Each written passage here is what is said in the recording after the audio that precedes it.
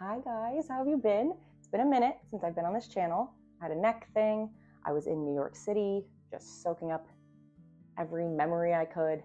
I saw Hamilton and I lost my mind. But I digress. Besides healing and living my best life, I was here painting this. This artichoke. Like, can you believe this painting? It's crazy. I'm deeply, deeply obsessed with this piece. The more I look at it, the more I don't understand how I did it, and I was there the whole time. What I'm going to break down for you today in this video is how I approach even starting a piece like this. So I'm going to go into my base layers, mainly focusing on complementary colors. So the magenta versus the sage in there. Complementary colors are opposite on the color wheel, so notoriously they should not and do not go together, yet somehow we make that happen. It's super simple, so don't get worried, don't get nervous, I'm here for you.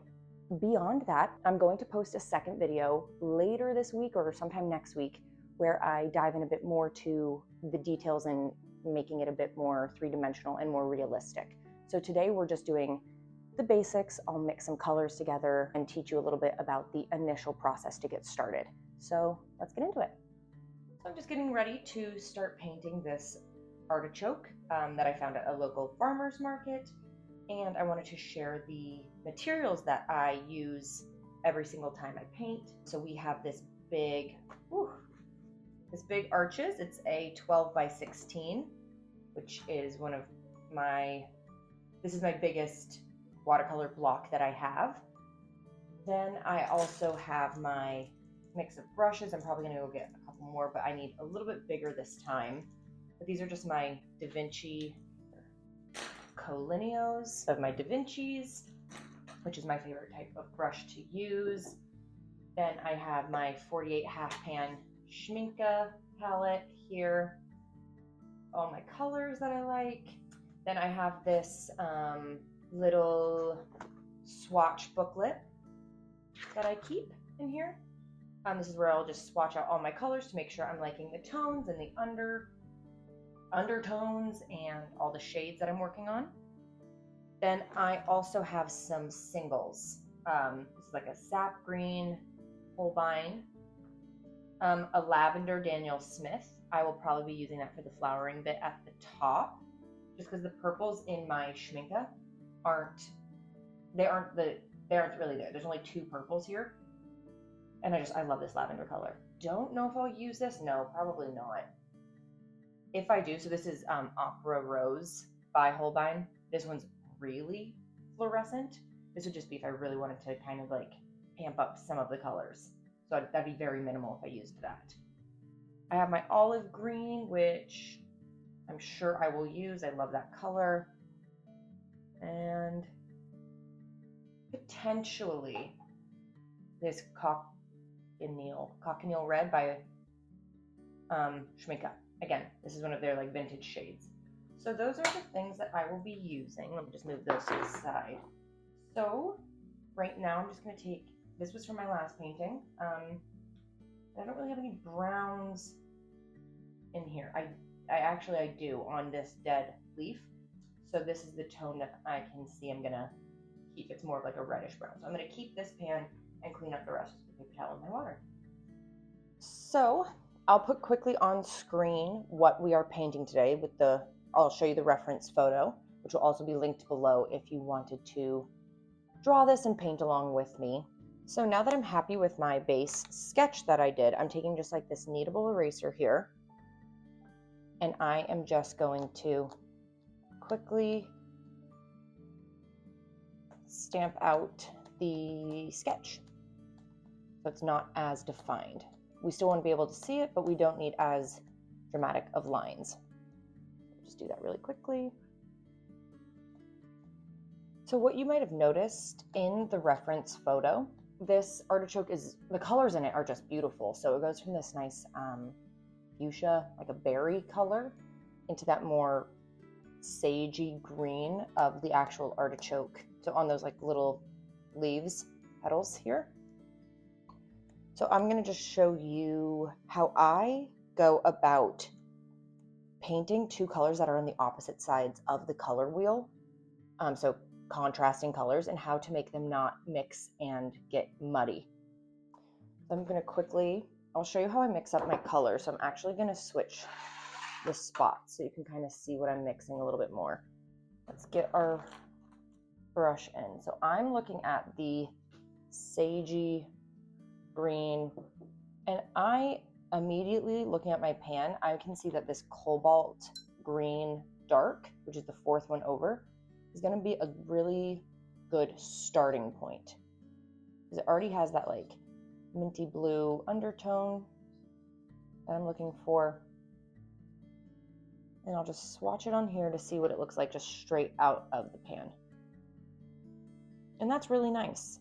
Something that I like to do with my greens is I usually like to add a little bit of brown in there to make them look a little bit more natural, like a shade of green that you'd find in nature. So I'll just take a little bit of this like burnt umber,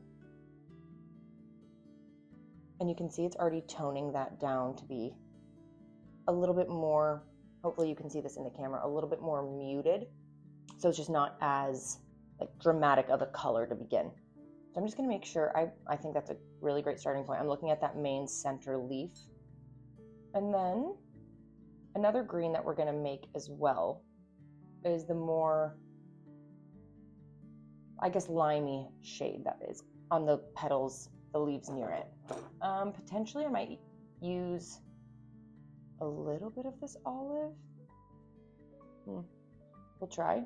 So I'll just put a tiny little dot before I commit. Let's see. No, it's not the move. Okay, so we'll take the cobalt green dark to make them the cohesive shades together. So it at least has like a common color. And I don't like that. Okay. And then I'll make a little pocket of May green down here. And I'll take that brown again. And that might be where we want to be. Green, olive. Okay. I knew that was going to happen, and that's okay. We are just losing the plot out here. That's close. So those are the colors. I'm looking at that one. One's feeling okay. It's going to be, for an undertone, it's going to be fine for like the base layer, because the details and the washes of color on top will bring it to the shades that we're looking for. And now I want to mix up the edges, so the more like magenta edges. So I will take, like I said, magenta, swatch it down. Yeah, for that one area, that is perfect. And right now I'm only thinking base layer. I'm only thinking the wash that we're going to do. So it doesn't need to be absolutely perfect. We obviously want it to be nice, but it doesn't have to be perfect. I'm taking a little bit of Heirloom Maroon and Scarlet Red, and then tinting that one a little bit redder. And I want a little bit more of a purpley moment as well. So we'll take the purple that's sitting in here, which is Royal Purple, I believe, from Schmincke. Yeah, cool. I have a little purpley moment. Cool. So those are our colors that we've just mixed. So I'm actually going to start with this. I'm going to call them petals, okay? Focusing on this petal, I'm going to completely saturate the area with water. And we'll notice that this top edge is pink, and then it goes down straight into the more limey green and sage. And these colors are obviously opposite on the color wheel, and we don't want them to mix and become just like a muddy mess. So what we're going to do is make sure when we put the pink down and then the green down, to start from the farthest 2 points. So the pink will go down, and then we'll add in the green, and making sure to leave just like a gap of just plain paper area. We can lightly bring it in, but we're not going to do concentrated color next to concentrated color.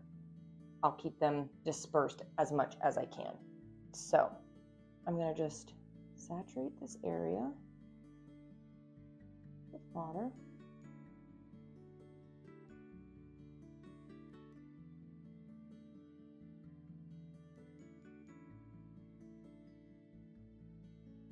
And I'm not getting it soaking wet.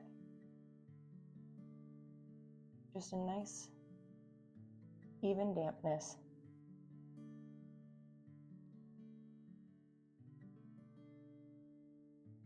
You want it damp enough that the paints can blend and move around, but not wet enough that they just completely merge into one continuous color.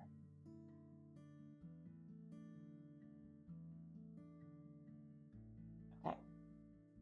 Then I think for this one, I'm going to take a number 2, and I'm going to just take the start, a magenta. I'm not taking a lot. I'm going to have it pretty watered down. And then we're going to just start laying it in where we see it.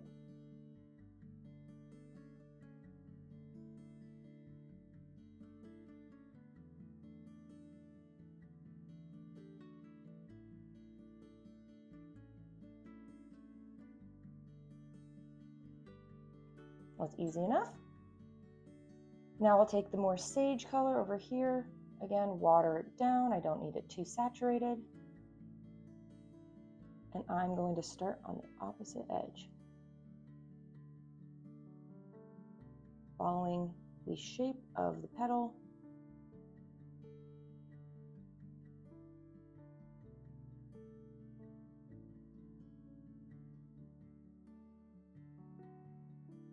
And now it's leading into the more minty, the limier green color.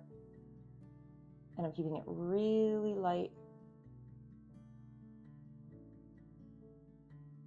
Now kind of moving up close to it, with not a lot of color on there. Back into the more mint.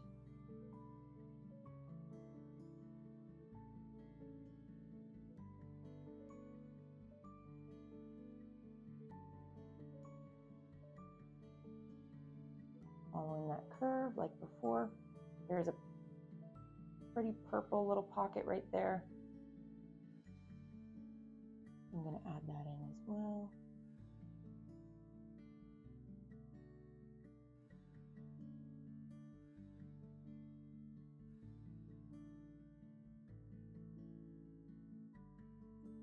And then because there's like a uplight, like it glows a little bit, I can see it's a little bit more blue. So then I'll take the blue, watered down the bottom. And I like mountain blue for that one. It's just our underpainting. We're not completely concerned right now with saturation or really too much detail on the placement. We're just trying to get those colors laid that we can add colors over top. You can see there's that little bit of blank space in between that we can now go in, because the paper is not too wet anymore, so it won't move around. And that's a pretty light green that sits in between those colors. It maybe is even a little, maybe I'll even add a little bit of like Naples Yellow. Touch of that pink. Kind of that. So that'll go right there.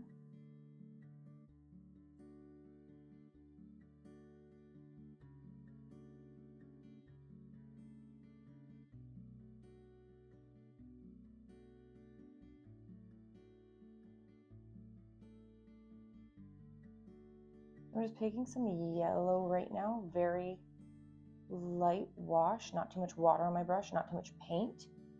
And I'm gonna lay that in between the green and the pink.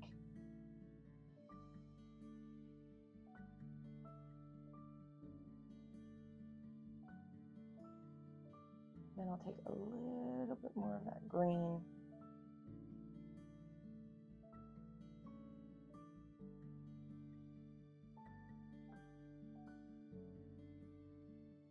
And swipe it down.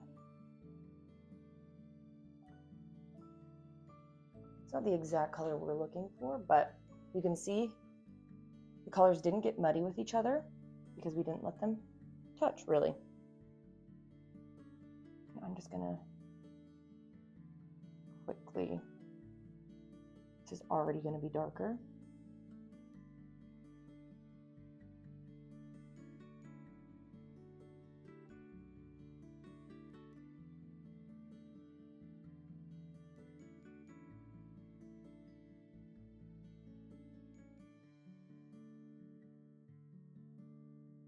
I'm just establishing that edge a bit more.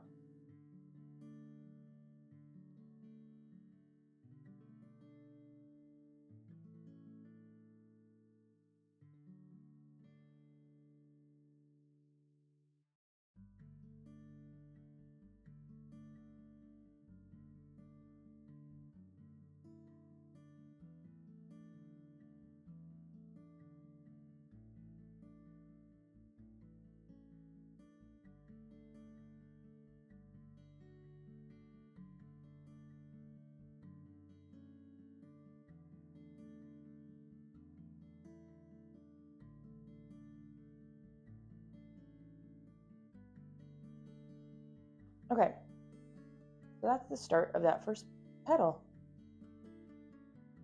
Okay, and we're just going to repeat those steps for the rest of the petals. Since this one's still lightly damp, I can feel it with the side of my hand. I'm going to move on to a petal that isn't touching this one. So we're going to go there. Easy peas. I think I have all my colors mixed that I need. Cool.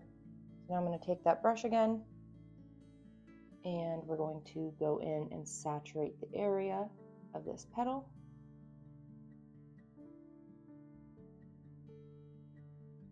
And I can see where my water is, like how wet it is laying, using the lights, like my studio lights, I guess, and my dining room table light. I can see the reflection off the paper.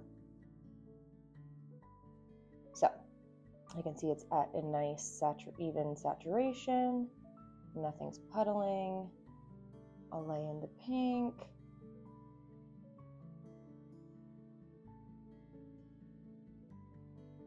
So it kind of covers this entire peak into a thinner placement.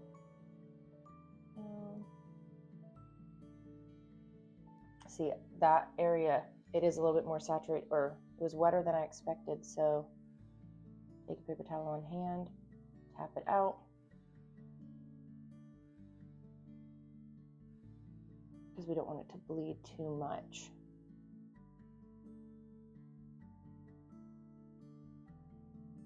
And that goes down too. So I'll reestablish that color. And then a little on this little cutie, okay? It's fun. Now down here is a little bit lighter, so I'm actually going to take a little bit more of that mountain blue and place it in.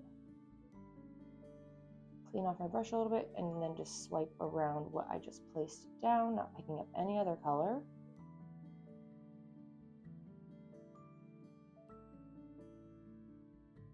Following the shape of the artichoke petal, kind of blurring out those little edges a little bit.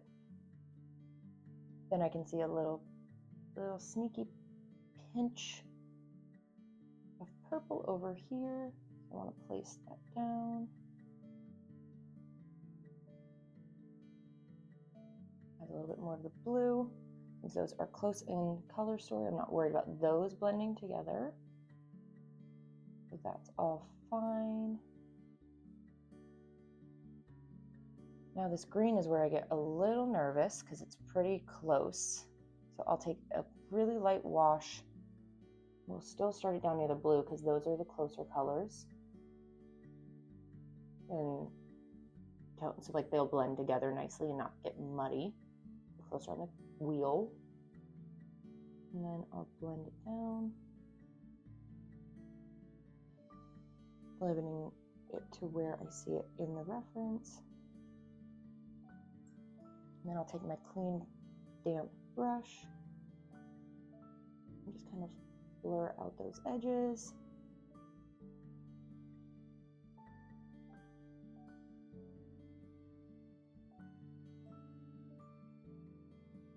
This first layer is basically always the ugly layer. We just need to continue work past the ugly. But if you get to this place and you're like, God, that's just hideous. Yes. Yes, it is. It will be for a while.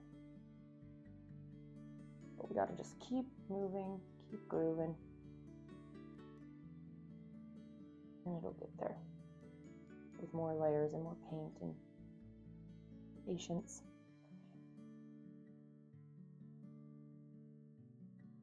So there's a little bit here, here, here. Clean it off.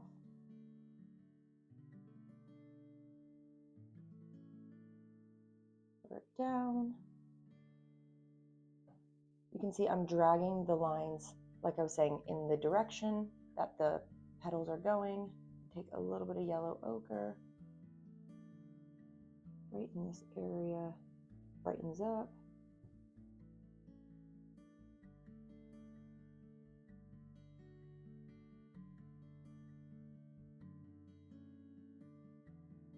And then it kind of connects there. I can see a little bit over here of yellow.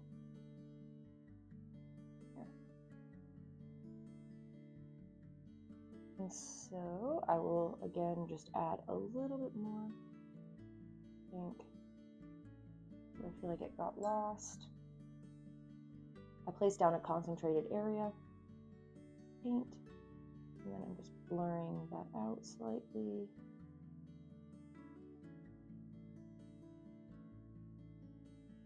You can see I'm using like little wiggle motions right here, and that is how I'm kind of blending it.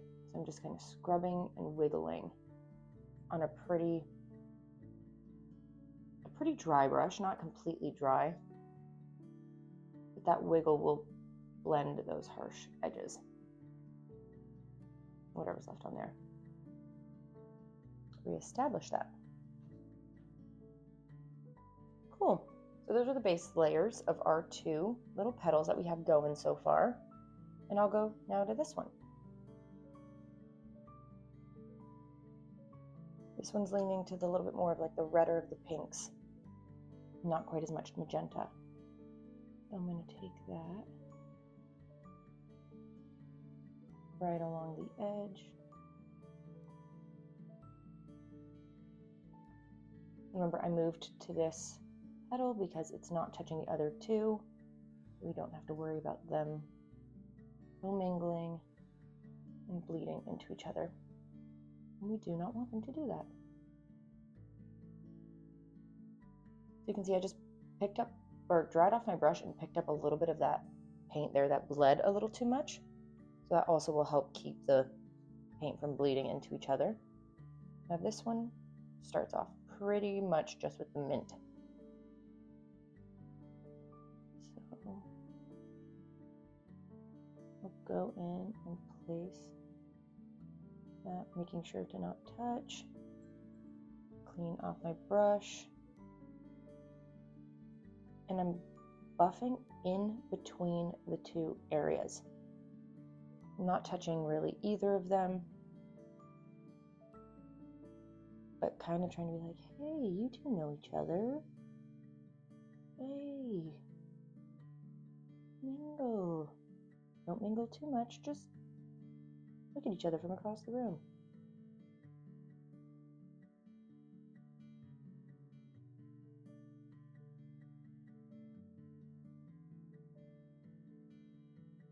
Like, get comfortable, don't get too comfortable, you know? I'm actually going to take a little bit of this purple in that color, that sage, and it makes a nice, like, gray blue. And I'm just going to go add that in where that is very much in shadow.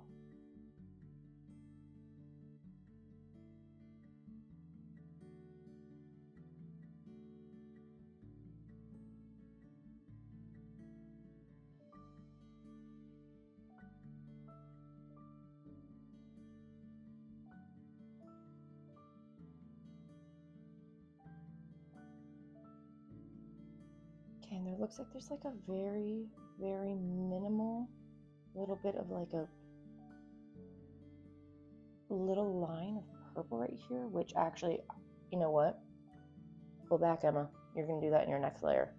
So in between this pink and the green, I can see there's like a little buffer of purple, which will be nice, but I'm going to do that on my next layers. Just buff that up. Okay, and now I'm just going to do that same thing to probably these two more. I could continue the rest, but I'm not going to continue to explain it because I just feel like it's getting repetitive. I'll just paint it and have you watch, I guess.